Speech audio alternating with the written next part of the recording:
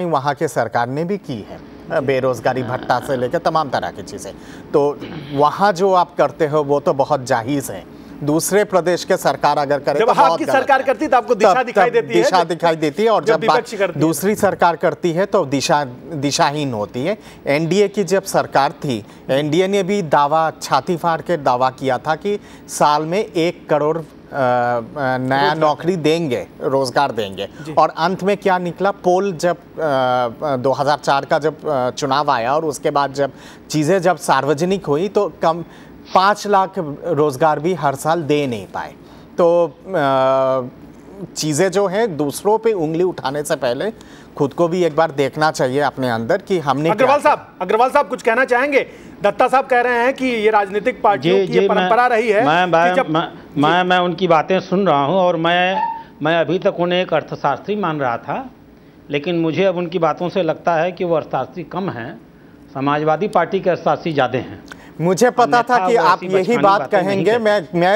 मुझे मालूम है राजनेता क्या करते हैं। जब उनके बातों के हित में उनके बातों के हित में जब चीजें नहीं कहा जाता है या फिर प्रमाण के साथ कुछ चीजें अगर रखा जाता है तो तुरंत जितने सारे एक्सपर्ट्स हैं उनको कलर कर दिया जाता है कि समाजवादी पार्टी के हैं या फिर कांग्रेस के हैं या फिर बीजेपी के हैं। आज अगर मैं आपके सरकार का वाह अगर करता तब तो वो बहुत जायज लगता आपको, क्योंकि आपके सरकार के कुछ पोल हमने खोल दी तो मैं समाजवादी पार्टी का प्रवक्ता हो गया। जब आप बोल रहे थे तो मैं आपको सुन रहा था। अब आपको शांति से बातें सुननी चाहिए और फिर उनके जवाब देने चाहिए। अगर यह बजट किसानों के बारे में इतनी ही महत्वपूर्ण योजनाएं कर रहा है तो दत्ता साहब को यह जानकारी होनी चाहिए कि किसानों में 80% किसान वो हैं जिनके पास लाभकर जोतें नहीं होती हैं। औसत जोत जो उत्तर प्रदेश में एक किसान प्रति व्यक्ति सिंचित जमीन जो किसान के पास होती है वो 0.09 हेक्टेयर होती है।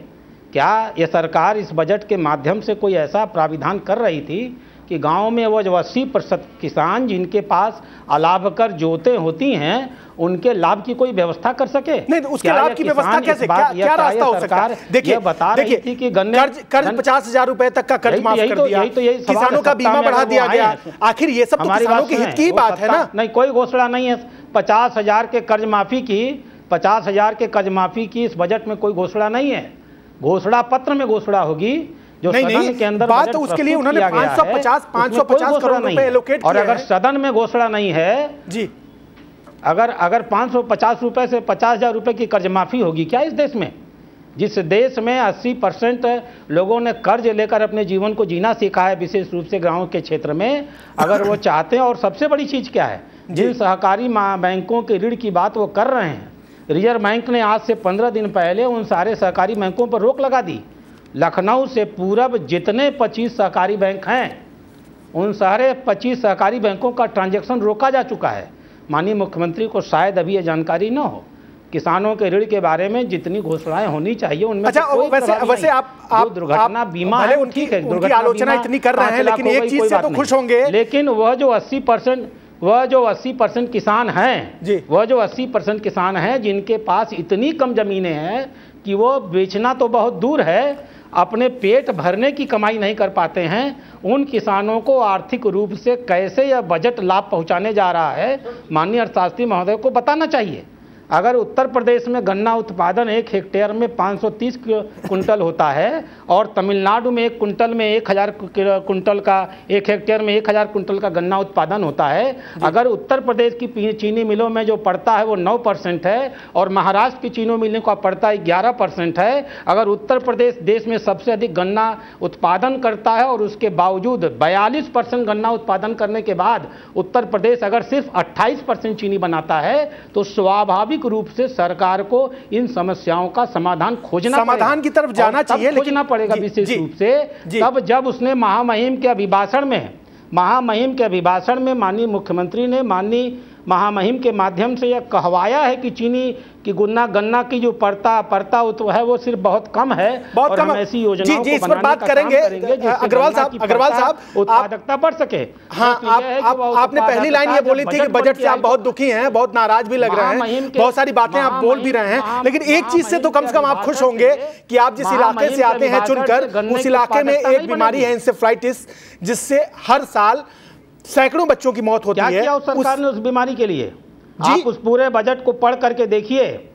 नहीं, अखिलेश यादव ने जब बाहर आकर के प्रेस कॉन्फ्रेंस किया तो उन्होंने बाकायदा कहा कि उसके लिए अलग से प्रावधान किया जा रहा है और उस बीमारी को खत्म करने के लिए बाहर, आप हमारी बात समझें जी, बाहर आके कोई व्यक्ति क्या करता है इसका कोई मतलब नहीं है जी। मतलब यह है कि सदन में जब उन्होंने बजट प्रस्तुत किया तो जापानीज इंसेफ्लाइटिस के कितने रुपए का प्राविधान किया, जरा बजट को पढ़ के देखिए, उसमें कुछ है।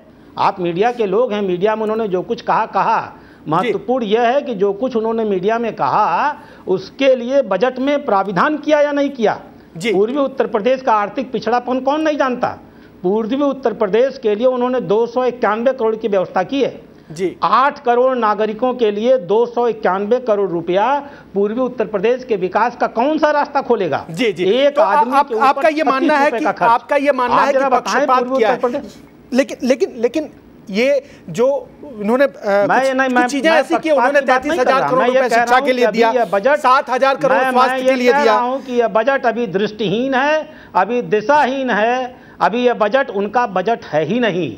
मैं अभी मान रहा हूं कि मुख्यमंत्री नए मुख्यमंत्री बने हैं, 2 महीने का समय हुआ है, अभी वो चिंतन करेंगे, विचार करेंगे, प्रदेश की समस्याओं को समझने का प्रयास करेंगे, और मैं भगवान से प्रार्थना करता हूं और मुझे उम्मीद है जब अगले साल वो बजट लेकर आएंगे तब हम मूल्यांकन करेंगे कि अखिलेश यादव का बजट है या नहीं। अभी मैं इसे ब्यूरोक्रेसी का बजट, समाजवादी पार्टी के पुराने सबसे पहले तो अग्रवाल साहब, इसमें अखिलेश यादव की कोई सोच नहीं है और मुझे बहुत दुख है। बोलिए। सबसे पहले अग्रवाल साहब को एक चीज थोड़ा सा कहना चाहूंगा, आपके हित में अगर बातें रखा जाए तो बहुत सही, आपके विरोध में अगर कुछ चीजें कहा जाए या फिर जो सच्चाई है वो सामने कर दिया जाए तो किसी भी एक्सपर्ट सुनने का थोड़ा क्षमता रखिएगा, थोड़ा सा सुनने का कष्ट रखिए। यहाँ पे सवाल ये है कि कोई भी एक्सपर्ट अगर कुछ चीजें अगर सार्वजनिक करता है, जो सच्चाई है हकीकत में वो सार्वजनिक अगर हो जाए और वो अगर आपके हित में नहीं है तो तुरंत मुहरा आप लोग लगा देते हैं, ये तो फलाना पार्टी के साथ है, जो निंदनीय है, जो चीज निंदनीय है। बताइए दूसरी बात, थोड़ा सा कष्ट कीजिएगा सुनने का, थोड़ा सा कष्ट कीजिए, उसके बाद आपके जितने सारे बातें हैं उनका जवाब दूंगा मैं, पर थोड़ा सा कष्ट कीजिएगा सुनने के लिए। एक मिनट के लिए आप थोड़ा सा कष्ट कीजिए सुनने के लिए। यहाँ पे मैं उसी चीज पे आ रहा था, कृषि के बातों पे ही मैं आ रहा था, जो जिस चीज को लेके आप इतना ज्यादा नाराज हो गए उसी चीज पे मैं आ रहा था। मैंने कहा था कि कुछ चीजें हैं जो अपेक्षित था और जिन सब चीजों पे ध्यान देना चाहिए था। मिनिमम सपोर्ट प्राइस, कृषि का मिनिमम सपोर्ट प्राइस जिस पे घोषणा होनी चाहिए थी उस पे घोषणा नहीं हो पाई, जो सबसे बड़ी चीज है, जो सबसे बड़ी चीज गेहूं को लेकर, गन्ने को लेकर किसान परेशान है, वहां पे मिनिमम सपोर्ट प्राइस को लेकर अग्रवाल साहब टाइम की कमी है, वक्त की कमी है, लेकिन जो सबसे महत्वपूर्ण मामला यह है कि अखिलेश यादव का ये जो बजट है जिसके बारे में राधा मोहन दास अग्रवाल ये बोल रहे थे दृष्टिहीन बजट है, कोई एक तरफ फोकस नहीं है, जो किसानों की समस्याएं हैं, जो बेरोजगारी की समस्याएं हैं उस पर नजर नहीं रखा गया है, उस तरफ देखा नहीं गया है। लेकिन बहुत सारी चीज़ें ऐसी भी हैं जो एक नई उम्मीद लेकर आई हैं, जो एक नई उम्मीद को जन्म देती हैं, जिसमें यह है कि उनकी नज़र किसानों की तरफ है, नौजवानों की तरफ है। फिलहाल हमारी इस पेशकश में अभी बस इतना ही, लेकिन ब्रेक के बाद भी महुआ न्यूज़ लाइन पर खबरों का सिलसिला लगातार जारी है। हमारे दोनों मेहमानों का बहुत बहुत शुक्रिया।